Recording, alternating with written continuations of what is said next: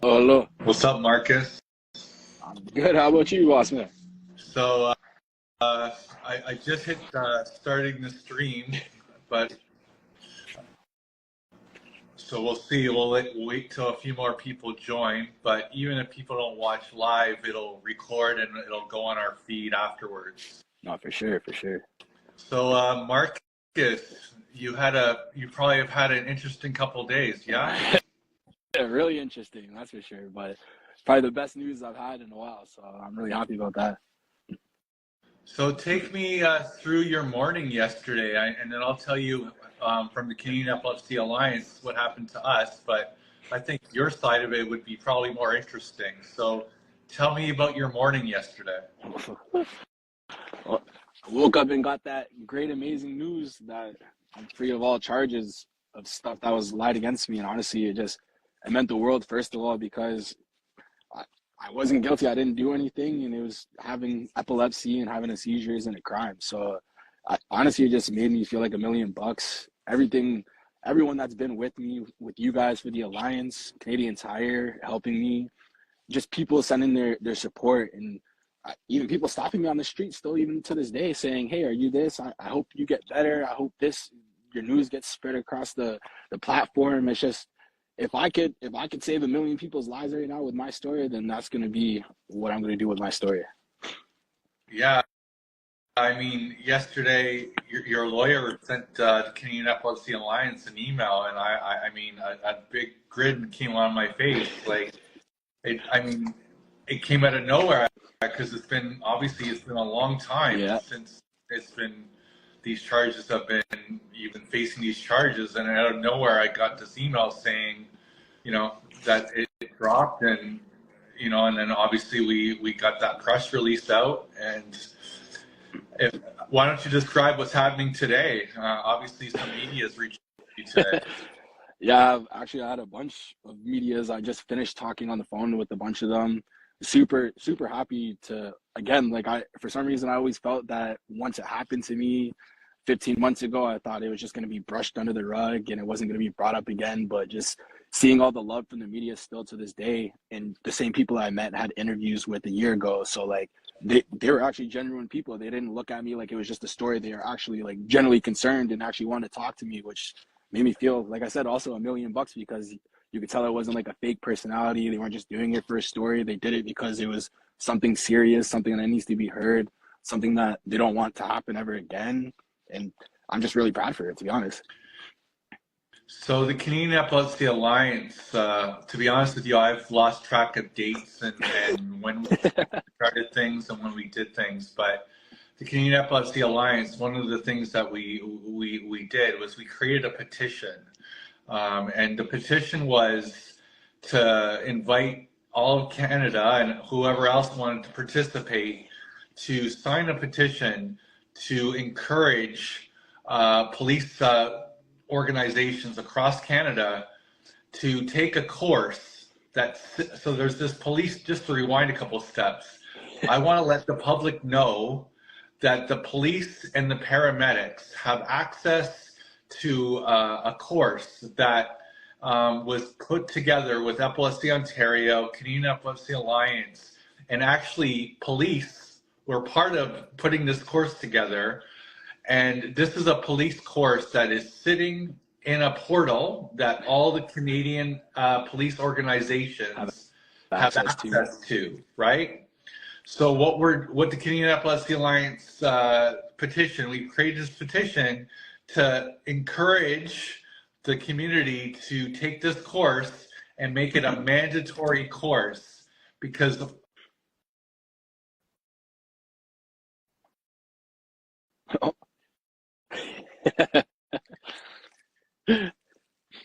yeah, so basically this course is sitting in the police portal, and for whatever reason it's not a mandatory course. So we're asking the public to sign this petition.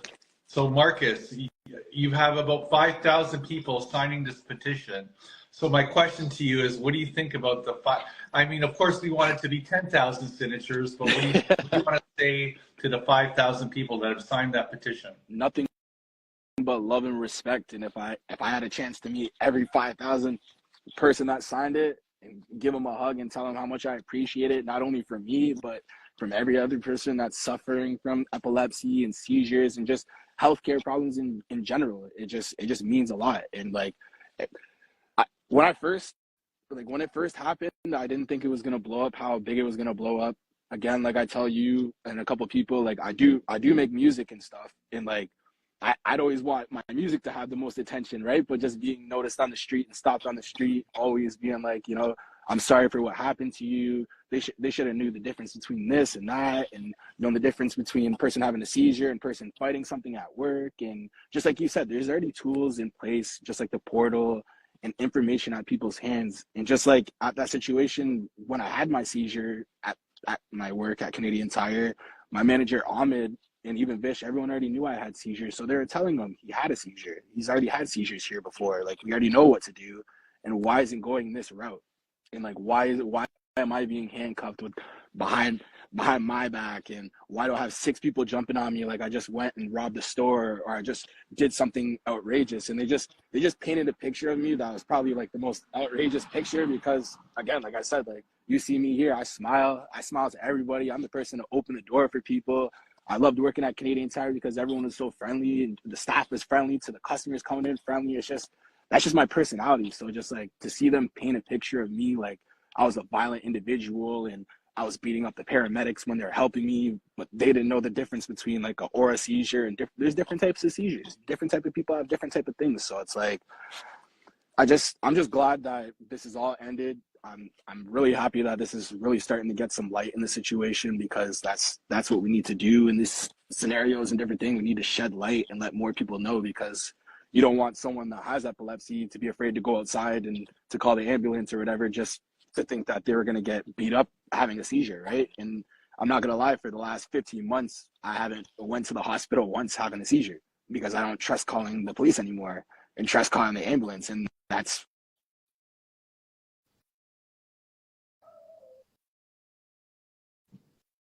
You cut out. You cut. No, it's okay. We heard most of that. It just got cut out the last second. For those that are just joining, we have about 20 people now watching us, Marcus. Oh, that's what's up. If anyone has any questions or comments or anything you want us to share with Marcus, we have him for a couple minutes. But Marcus, I mean, the one thing that I keep getting this question from some of the media outlets the past couple days: what could the police or paramedics have done differently? And Marcus, I know you and I have spoken privately, and I keep saying that one, I don't know, I don't want to call it a joke, but this comment, like, if they did nothing, that would have been 100% more and positive, better than, you know, like, I mean, I'm glad we're in a place where we can kind of chuckle about this situation, but I just think if they did literally nothing, it would have still been a better outcome than what happened. And 100%. I mean, I've been in the epilepsy community for 7-8 years, maybe a little bit longer actually. And, you know, I've seen many people have seizures in front of me. And Marcus, I'll be honest, there's been times where I've been kicked in places I don't want to get kicked with people while they're having a seizure. Mm-hmm. But never did I take it personal. Never did I think it was on purpose. Yeah, for sure. I made sure that I would push things out of the way. I would, if there was a jacket or if I was lucky, there was a pillow nearby, I would put a pillow underneath the person's head. I would make sure there was nothing in the person's way that could harm them while they were maybe potentially moving around. But never did I think I should hold them down in any way. And for sure, never did I think the best thing to do would be to tase the person. Yeah. And that, like I said, that's the craziest thing, because even when I was at the hospital and I woke up coming to, and I didn't know what was going on, because like when you have a seizure, sometimes like it feels like it's a dream. So it's like I still remember like me screaming, the cops coming to me trying to put my hands to my face and all that stuff. But like, it's like it felt like it was a dream more than it was a real life. You know what I mean? And then to wake up, even, I'm pretty sure I was still handcuffed to the bed while I was at the hospital. So to like be woken up and just staring around and being like what just happened? And like I had my ex-girlfriend at the time and like people at the time just hysterically crying. and just looking at me. And I can't feel any pain at that time because like obviously pain was everywhere, right? And then until I went to go to the bathroom and I seen my face, and it was just like, oh, what, like what happened? Like you had a seizure? Like, yeah, I have seizures all the time. My face never looks like that. Like, no, these cops, they tased you. And that's when I stopped. I said, wait, what? Like, they tased me. Like, yeah, they tased. Like, isn't that like the last thing they're supposed to do to someone that's already, like, their brain's already shaking, everything's all, you know what I mean, going everywhere. You're going to go and put voltage into them and just amp them up and make my head explode and make it even just the worst situation possible. And like I said, I'm not here to ever, like, downgrade the police, downgrade the ambulance people, because like the first responders are you know what I mean, they are in our world. You gotta love and respect them no matter what. And I'll still obviously try and call 911, but like it's been a scary time even thinking about calling the ambulance or just even going to the hospital in general after I have seizures anyway. Someone named Lori just said, not everyone drops to the floor and shakes, but that's what many people think, what many think seizures are. Stigmas are unreal when it comes to epilepsy. That is a good comment, Lori. I mean, yes, yeah, there's over 40 different types of seizures. Not all seizures obviously look the same. Just the point that we're making is that we obviously, no matter what the type of seizure is, it's not good to hold somebody down, no matter what's happening.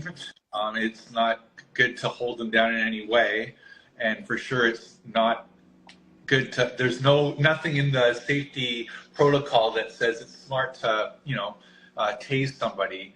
An earlier comment was someone says, I'm a nurse and the way that they treated you was so unethical. That was Sarah that wrote that. Yeah, and that's actually a really good friend of mine too, and like she reached out as soon as that happened and said like there's no way that happened, like they should have been trained properly. And she even told me she knew the training about it, and she's just like starting. I'm not trying to knock it because I forget if she was just starting at the time, but like she's new to it, and the fact that she already had the steps of what not to do compared to people that were the ambulance people that have been doing it for 5 years and the police for doing it for 10 years. It's like sad, but like it only takes like a couple seconds to read up on a paper or just to do your education. And just, I don't know, like I said, the whole situation, it would have been better if I didn't have a seizure. It would have been better if I didn't go to work, but like who knows what would have happened in that situation. But like there's a lot of outcomes and a lot of scenarios that like we could throw and say, but it's like, I don't know, you know what I mean? I'm just happy that I woke up alive, and that's probably like my biggest thing I want to say, because I bet if this happened in the States, I'd probably be dead. And I don't want to be like, weird and petty about it, but like I feel like even the States have a bigger issue with ethnicity and being an African American and all that. And like I did look scary. I am 6'6", you know what I mean? Like I can look scary when I'm angry and out of it, but like they treated me like a villain and treated me like a bad guy, and and that's definitely not the outcome of what I wanted.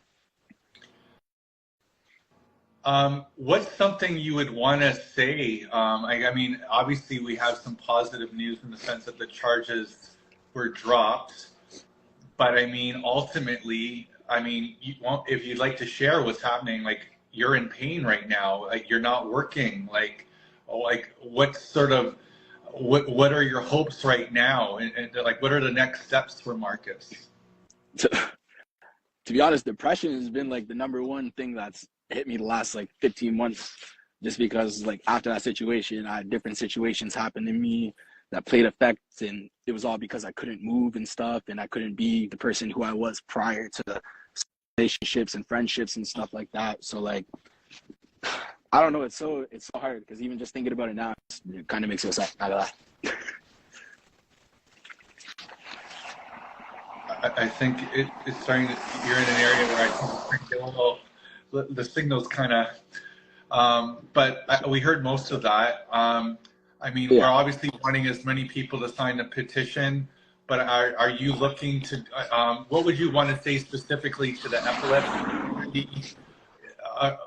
What are ways that the epilepsy community can rally behind you? Like, what are you looking for? I mean, it's great that the charges have been dropped, but I mean, what are you looking for now? I mean, are you looking for a job? Are you like, what are the next steps for you? I really feel like my voice should be heard. And since I already feel like I was painted a picture already. I don't want to say like I'm already the big talk of this epilepsy thing, alliance, and all this stuff. But I honestly feel like since like working hasn't been a job, I honestly feel like if I can't work right now, I feel like I can help other people with my health issue too. I used to love working at Kiwanis. I might go help and be a camp counselor and do some fun stuff just to, you know what I mean? Make sure everyone's actually smiling and not being depressed. And I don't know, I'm not gonna take what happened to me and just be depressed all the time. I'm just gonna turn it to a positive, that's for sure. Mm-hmm. Well, Marcus, I mean, you've had a busy couple days. I hope you're getting some proper sleep and proper self-care for yourself. And I know you and I were talking about, you know, playing NBA 2K at some point. And, You don't want that. I don't want that. Here we go. But you're lucky we're in a positive chat here. I would be trash talking you video game wise right now. But no, I mean, ultimately, I know you've been getting a lot of media requests and a lot of different things. But I'm hoping, I know many people, every time we post the articles, many people in the epilepsy community are wanting to support you. They want to rally behind you. Lori just wrote, DeMarcus, you're an inspiration. She's someone that's, so Lori, she has a daughter who has epilepsy. And Lori is an epilepsy warrior herself. She does a lot for the epilepsy community. That's she amazing. posts a lot of blogs and posts. So that's amazing. Thank you so much for the support, the comment, just hearing that you just saying I'm an inspiration, just it makes me feel like $1 million because it's honestly people like you that stayed in light with the conversation and just constantly asked if I was okay, and just you guys sending your stories and making sure people are educated. That's the inspiration. And I feel like like ever since that happened to me, it made me open my eyes more about a lot of things and not take life for granted. I used to sit here and think little things for granted anymore, but like I just really, I respect everybody. I respect everyone that's commented and talked and said their things. They've been nothing but my motivation to get better and my motivation to make this message go across. Well, thank you, Marcus, for being spontaneous and jumping on Instagram Live. Thank you for being, I know this was not necessarily what you signed on your bingo card many months ago, but you've become this epilepsy warrior and an epilepsy ambassador. Someone just wrote, proud of you, Marcus. You brought attention to this cause. Thank you, man. Thank you. Honestly. You know, so, I mean, of course, people watching, you can still sign the petition. We have about 5,000 signatures that are wanting to take this police training that's sitting in the police portal and make it a mandatory course. So if you're watching and you want to find ways that we can help Marcus still, reach out by contacting your local police organization in Canada and ask them, simply ask them this one question. Have you taken the police training course specifically for epilepsy that's sitting in your portal? Have you taken the course? Do you know any media contacts? If so, send them the press release. I'm pretty sure Marcus is not shy. I think Marcus might be open to doing some more interviews. Yes, tell I the am. Story. So, you know, I'm waiting for Ellen DeGeneres. What do you mean? I'm trying to get on that. I mean, Ellen, Jimmy Fallon, The Tonight Show. You know, let's get it going. But you know, Lori said, "Why just Canada? Make it global." No, you know, global. We're not saying no to that. I'm just mentioning that here in Canada, the course is in the portal. I know in the U.S. With the Epilepsy Foundation, police training is happening. In certain states, it is a mandatory course. But I can tell you in the U.S., they're having the same struggles, that the course isn't mandatory in many states in the U.S. The Canadian Epilepsy Alliance is working with the Epilepsy Foundation in the U.S. And again, Marcus, that's partly because of your story. So this issue sees no borders. But yeah, we want as many people to sign the petition. And yeah. Marcus, I don't want to keep you, but is there anything else you want to say before we let you go? Honestly, I love every single person that came and checked in and watched this live with me and you.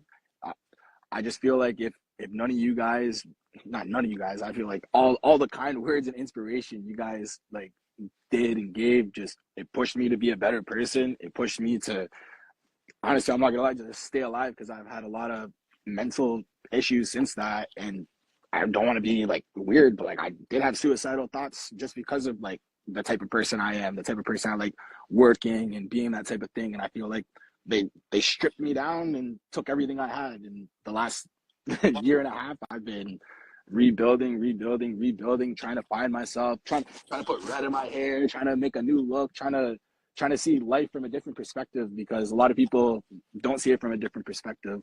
But honestly, we'll definitely send you the petition, since you live in the States. And with even Laura saying, you know, why just Canada, make it global too? If we can start right here and spread it all around, that's how it's gonna start. And you know, if we pick it and put it at these different places, yes, it's gonna be heard. But if we can make Hamilton and Canada and everything go bigger than that, then it's gonna be heard globally and internationally. And then, just like you said, they already have all these details and stuff in their portal. So like, it's not bashing anybody. It's just a reminder saying, hey, like, if you went to school for 12 years and this to be a cop and be this to, what's an extra 30 minutes to read this little page to understand someone's, you know what I mean? And that's all I'm really getting from it. And like I said, I really love everyone that's been sitting here listening, everyone that's been on my side, everyone that's commented, everyone that donated and helped me when I wasn't working and I needed help to get back on my feet. Like, if I could, like I said, if I could hug every single person, talk to every single person, have a day that we all meet up, and just like, you guys are the reason why I'm moving and striving, and the biggest reason why I'm keeping this message going forward, because they took my motivation away, but now I'm smiling, and you guys are $1 million, and it's making me feel so good. Well, thank you, Marcus. And now that I know that you're comfortable with streaming on IG, we could do this again in the future. That's Yeah, for sure. Sure. I like the sort of back and forth dialogue that we're having, and clearly you have some people that enjoy interacting with you. I'd love to speak to the people even too that say they have epilepsy, and even get in a group, because like I know about my epilepsy, but like I'd love to learn about yours and see what how do you feel in the morning? What type of diets are you know what I mean? Everyone's different, and just like you said, every seizure is different. So I'd love to hear how their epilepsies work and stuff too, so I could save a life too. We appreciate this, Marcus. And the one thing, I don't know if some of the media outlets were telling you the same thing, but a lot of the media that I did today, like CTV, CBC, they were asking about the police course. And I sent them the video, the police course. They all found it so interesting. They learned so much. And this was media. They're busy running around doing 1,000 things, and I feel I had about 7 different media outlets do the police training. Do their job for them, yeah. But I feel like the media has just learned so much about epilepsy today. I think took the training that the police should be taking. 100%. And, you know, like I said, it's people like you that's made the situation 10 times better. And I just, like I said, I really. No, I thank you, and we'll connect soon. And for those that are watching, if you just joined us, we're talking to Marcus Charles. If you don't know the name, you should Google his name. Watch it. Go to our website. The petition's on our website, CanadianEpilepsyAlliance.org. But yeah, stay tuned. We'll have some more updates. And thanks so much, Marcus. Thank you, and thank you everyone for watching and your support. If you ever wanted to send me a message or need anything, I'm here to talk to anybody. So peace, love, and happiness is the one thing I'm definitely going to say. All right. Thanks, Marcus. All right. Cheers, man. You guys have a great day. Bye. Bye. All right. That was Marcus. And again, my name is Trevor Gordon. I'm with the Canadian Epilepsy Alliance. Marcus Charles, if you don't know the story, he was leaving work at Canadian Tire. He was having seizures. Paramedics were called. Police were called. And he ended up getting tased during while he was having seizures. He ended up getting charged with 3 different counts of assault. And so it's been not a great 2 years for Marcus Charles. But 2 days ago, or actually yesterday morning, the charges were dropped. And so that is somewhat good news, obviously, well, good news in a negative situation. You can learn more about the situation by going to the Canadian Epilepsy Alliance.org website. And thank you very much, and have a great day, everyone.